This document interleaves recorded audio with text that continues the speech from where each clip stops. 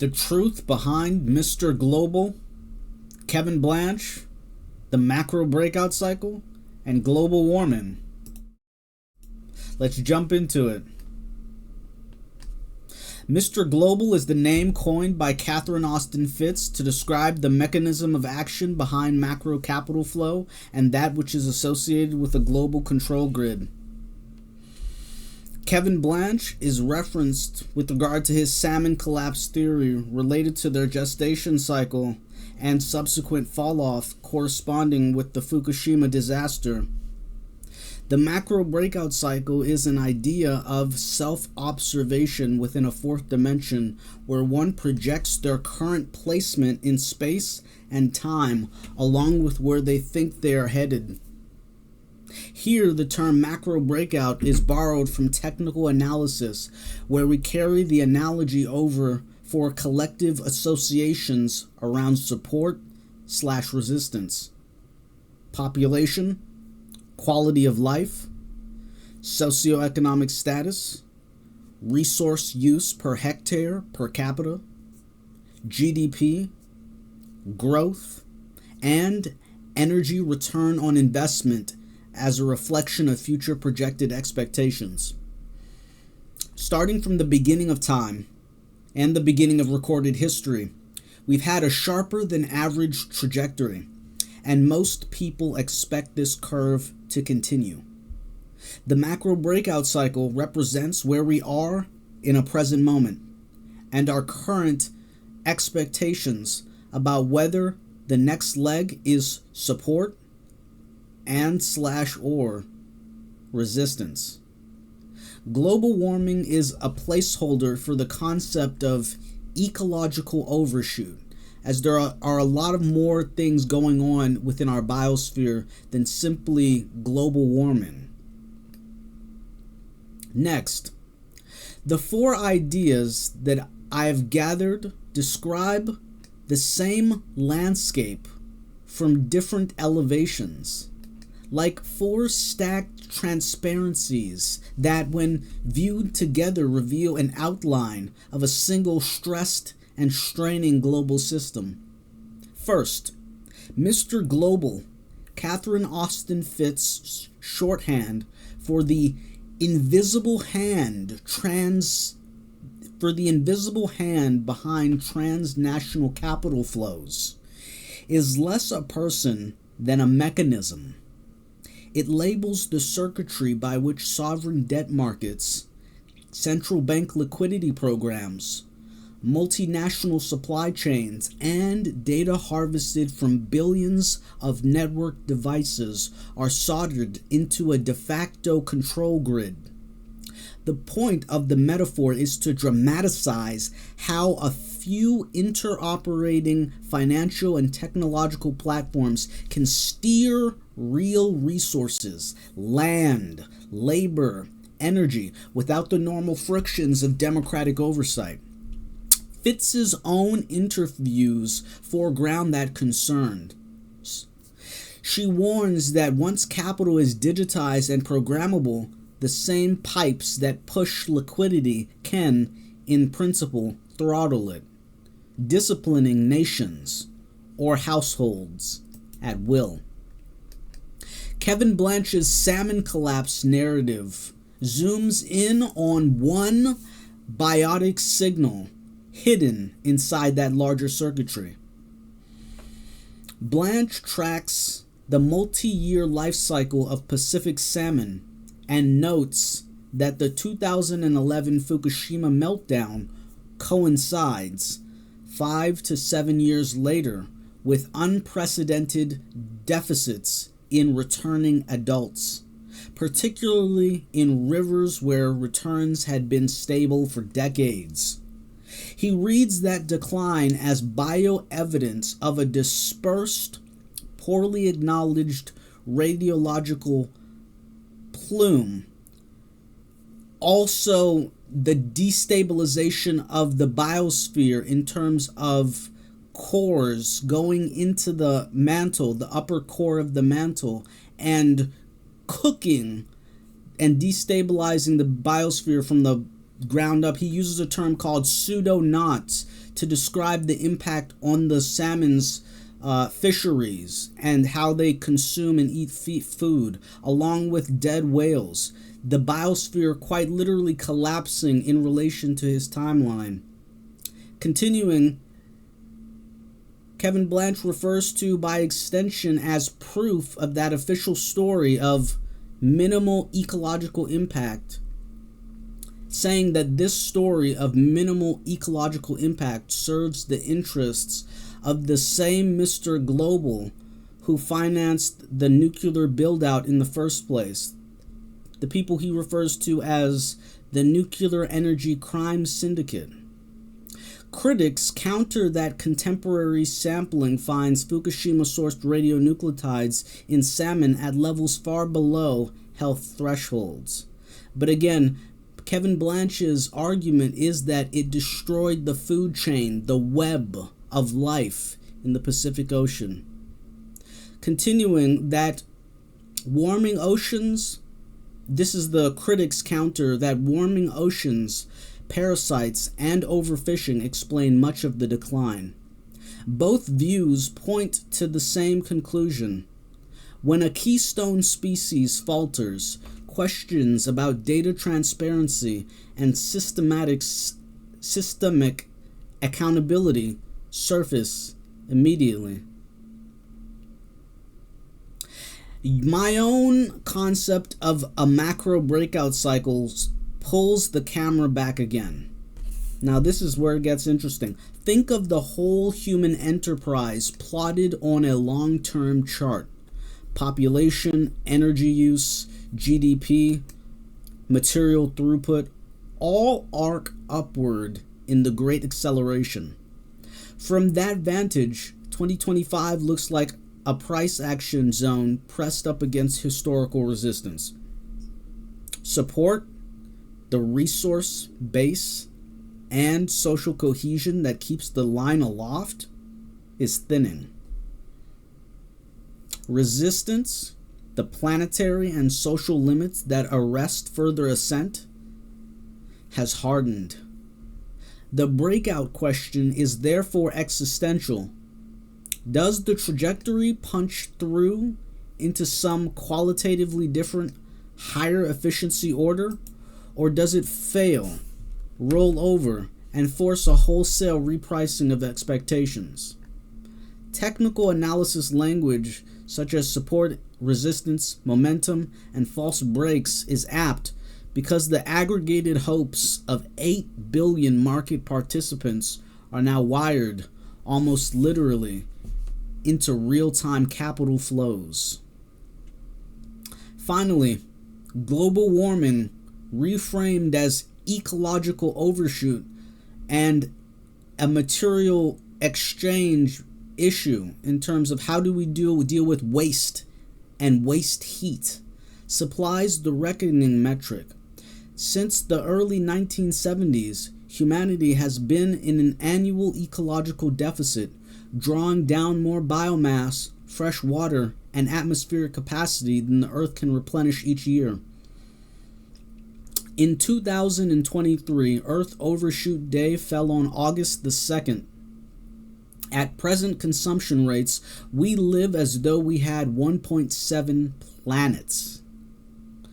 Overshoot is the ecological analog of a leveraged long position. It amplifies returns on the way up, but it also guarantees a margin call. Next, how the layers interlock. Mr. Global's capital circuits amplify exponential extraction. Ecological overshoot records the thermodynamic cost of that leverage.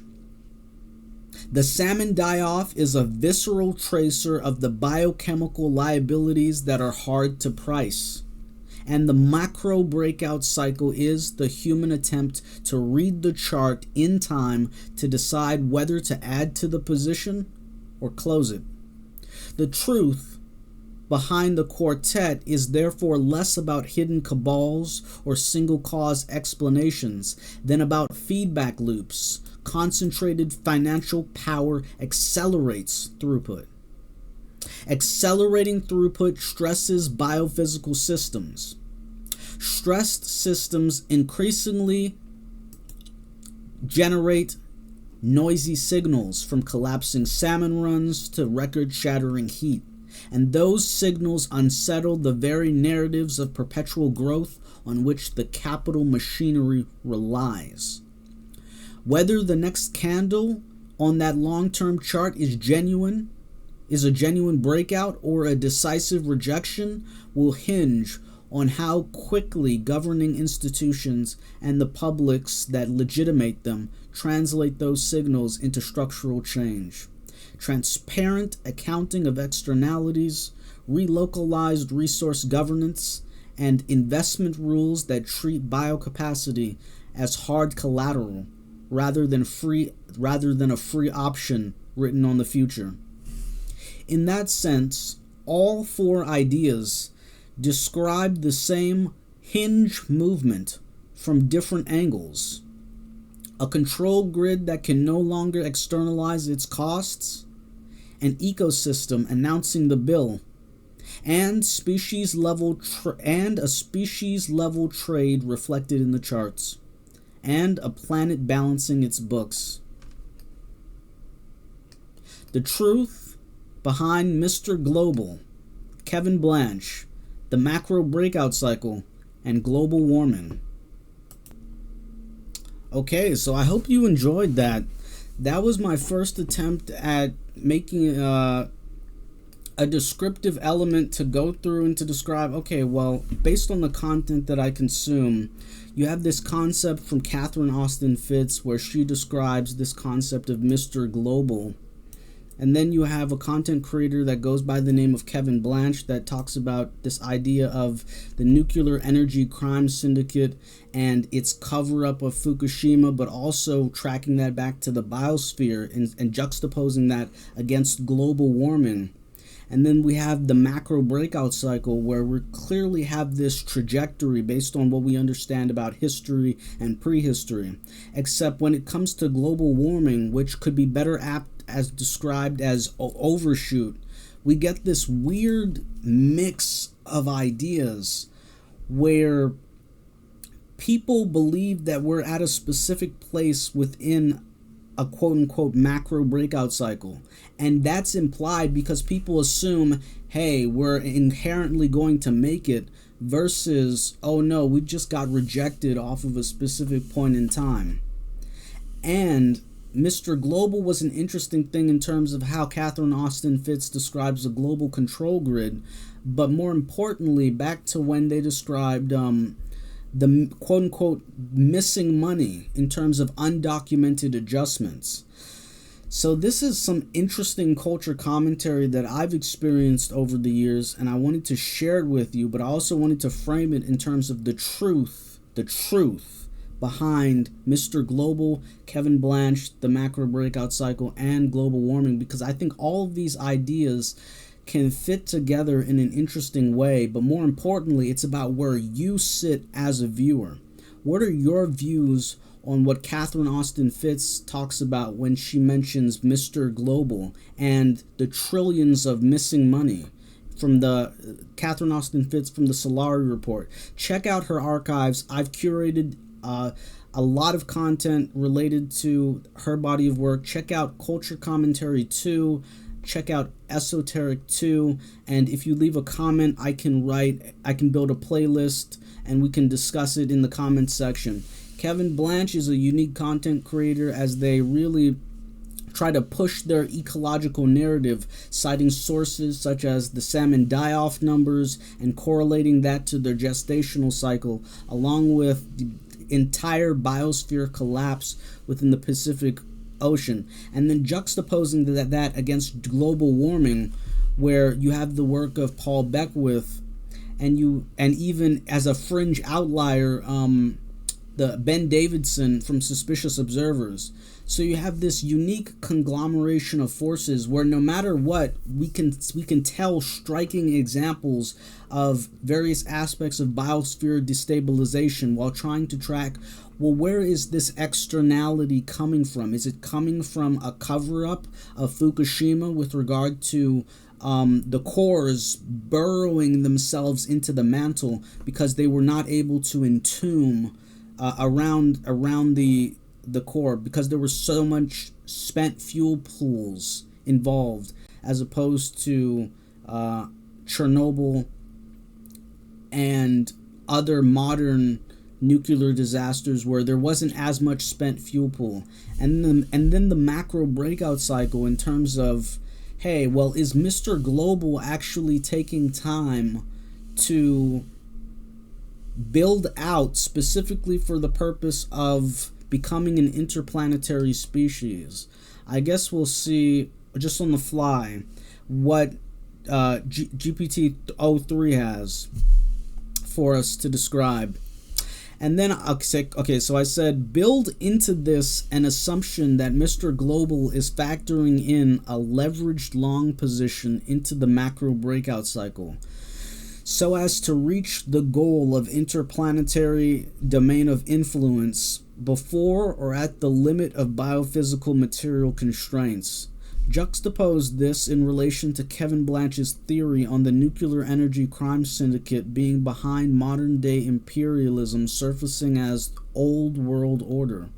Could the truth behind climate change / overshoot be a forward lateral push to front-run the macro breakout cycle so as to assure an interplanetary species? So this was the response. Mr. Global's control grid is often pictured as cash flows moving at light speed across fiber and satellite, but the metaphor is incomplete unless we add leverage. In a world already running an ecological deficit, the only way to keep compounding returns is to pyramid claims on the future.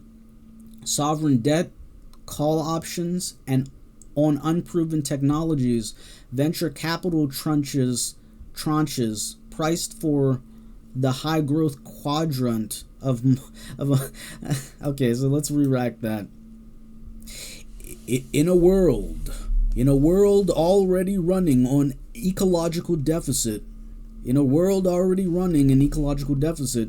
the only way to keep compounding returns is to pyramid claim on the future. Sovereign debt, called options on unproven technologies, venture capital tranches priced for high growth quadrant of a Monte Carlo simulation. Fold that leverage into your macro breakout chart and the picture clarifies.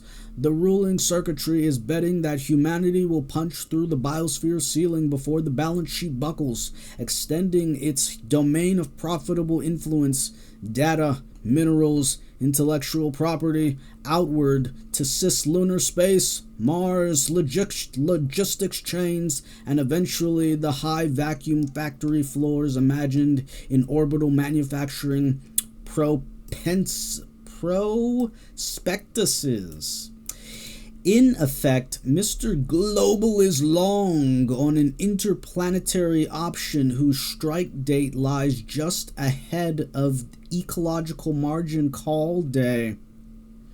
Kevin Blanch's nuclear energy crime syndicate thesis places a different transparency atop the same scene. From his vantage, the old world order never dismantled imperial muscle. It merely swapped gunboats for reactor fleets, fuel rods, and the diplomatic cover of zero carbon baseload.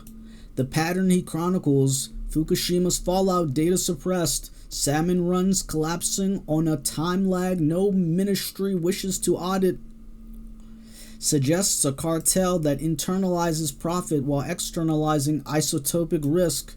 In Blanch's reading, nuclear patronage is not an energy policy but an instrument of financialized empire. Reactor loans, enriched uranium contracts, and waste storage guarantees bind host nations to the same credit spine that underwrites Mr. Global's broader leverage. Once these two sheets are superimposed, The climate change / overshoot narrative starts to look like a coordinated hedging maneuver. Public alarm over CO2 and habitat loss licenses urgent capital reallocation into precisely high capex sectors. Advanced nuclear, green hydrogen steel, interplanetary launch systems that a leveraged breakout strategy requires. Carbon budgets create a regulatory moat around incumbent fossil assets, but they also generate scarcity premia and subsidy flows that favor vertically integrated conglomerates with the balance sheet heft to ride out long build times. In other words, overshoot becomes the rhetorical lever that tilts political economy towards technologies capable of projecting industrial metabolism beyond Earth's faltering carrying capacity. If the bid succeeds, Mr. Global crystallizes a new rent frontier in orbit before terrestrial constraints force an unwinding. If it fails, the same leverage that was meant to punch through resistance snaps back on a resource base already thinned by centuries of deferred ecological bookkeeping. Blanch's indictment sharpens the dilemma. For him, doubling down on nuclear or any other mega project that multiplies tail risks Blanch's indictment sharpens the dilemma. For him, doubling down on nuclear or any other mega project that multiplies tail risk replays an old imperial script under ESG branding. In that frame, the promise of an interplanetary lifeboat is not a civilizational aspiration, but a shareholder exit plan, financed by socializing the next tranche of externalities. Whether climate policy is in fact a forward lateral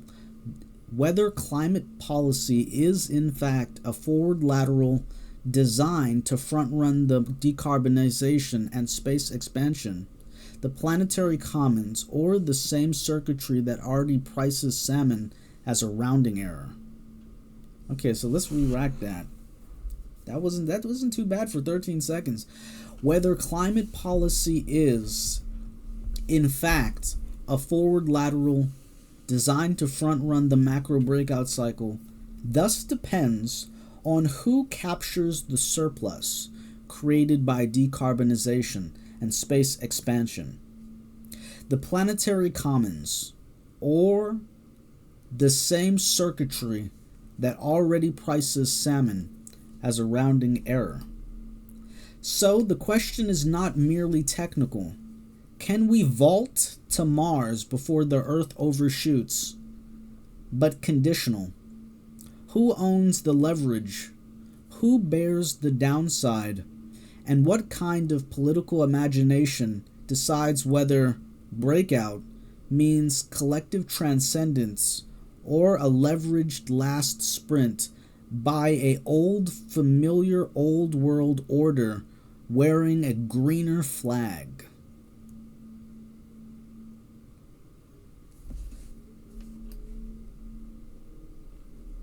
The truth behind Mr. Global, Kevin Blanch, the macro breakout cycle, and global warming.